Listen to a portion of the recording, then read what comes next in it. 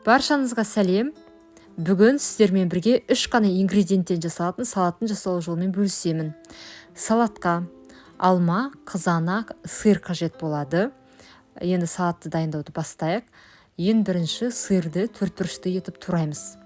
Өздеріңізге ұнайтын, дәмді және қатты сыр алғандарыңыз дұрыс.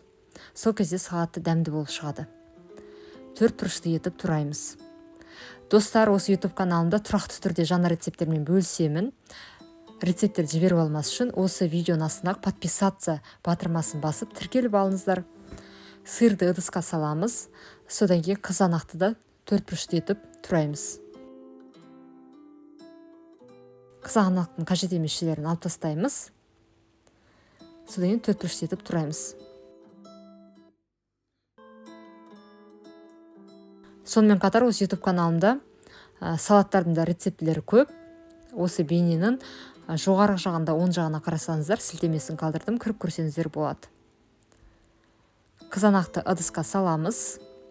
Содан кейін соңғы бізде алма. Алманы жақсылап жуып, содан кейін қабығын алып тастаймыз. Бұл салатқа жасыл, кішкене қатты алма алғандарыңыз дұрыс. Сол кезде өте дәмді болып шығады салат. Қабығын толығымен алып тастаймын. Содан кейін алманы да төртбұрышты етіп тураймыз. Төртбұрышты етіп ұсақтап турайсыздар. Бұл жердегі қажетті заттар бір-бірімен үйлесімділік тапқан, өте дәмді болып шығады.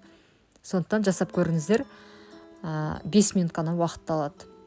Алманы саламыз ыдысқа, содан кейін қаймақ немесе майонез қоссаңыздар болады. Мен майонез қостым, бірақ көп емес, кішкене ғана қосып жақсылап араластырамын. Қаймақ қосуға да болады. Баршаңызға ас болсын, осы салат дайындасаңыздар, комментарий бөлімінде бөлісуді ұмытпаңыздар. Сіздермен болған Гүлфия.